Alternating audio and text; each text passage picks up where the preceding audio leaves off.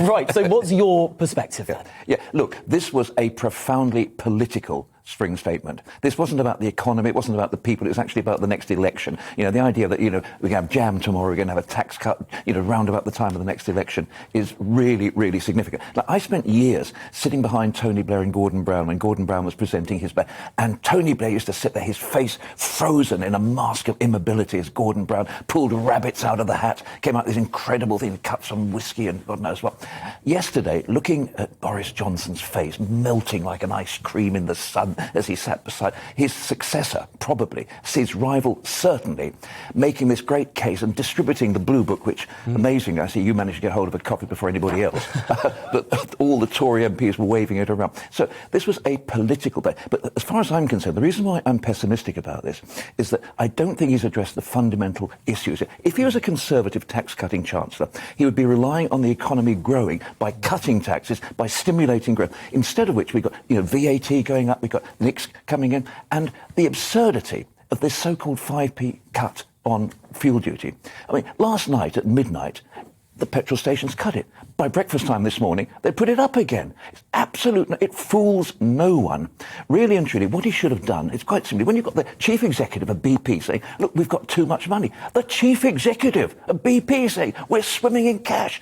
Have a windfall tax. Cut VAT on fuel, because the average family in this country is going to have a £2,800 a year hit on energy prices. That's with commodity prices. The whole consumer index is going to rise. Inflation is going to probably hit 9%. And we, poor old pensioners, are going to be faced, this violins in the background here, please.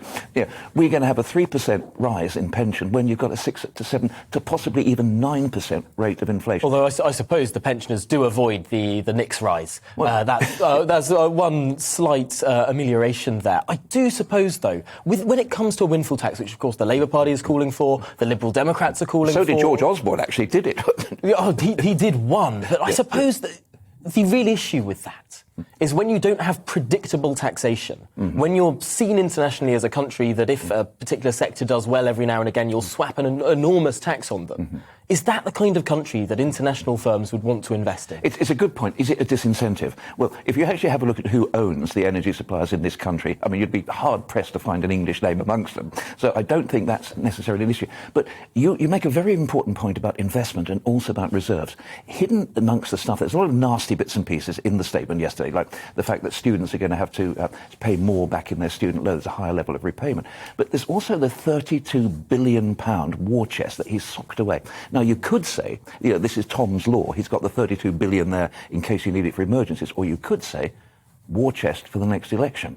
So it keeps coming back to me, to politics. But his promises, they're falling apart like a flat-pack wardrobe. I just don't honestly think that they stand up. It's so interesting looking at the sort of documents that accompanied the statement. We had the very hefty tome of the OBR report with so many graphs and explanations in it. The spring statement itself, a little thinner, but it explained exactly the changes to tax. And then a very thin, slightly glossy document called the Tax Plan. And this is looking forward to the future. It's signed by the Chancellor himself down there at the bottom. But inside this tax plan, you've got sort of pictures of happy people filling up their cars. You've got pictures of people looking happy in parks and in supermarkets. This looks a bit more like a manifesto than a tax plan. Shiny, happy people.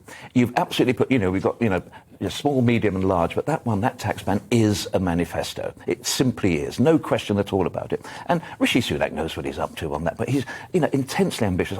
Personally, I don't think that he's our next Prime Minister because, he sounded shrill yesterday. He sounded odd in some ways. I don't think he resonated, with the public as a whole. And the people I've been talking to today, not necessarily on the Clapham omnibus, but on the TfL from Ealing, people are saying, well, where's the beef? What's it all about? Why isn't he stimulating the economy? And falling back, I'm no Conservative. God knows I'm no Conservative. But I can understand the Conservative philosophy of actually letting the economy grow, stimulating it. And look at the hospitality trade, one of the biggest and most successful trades we have in this country.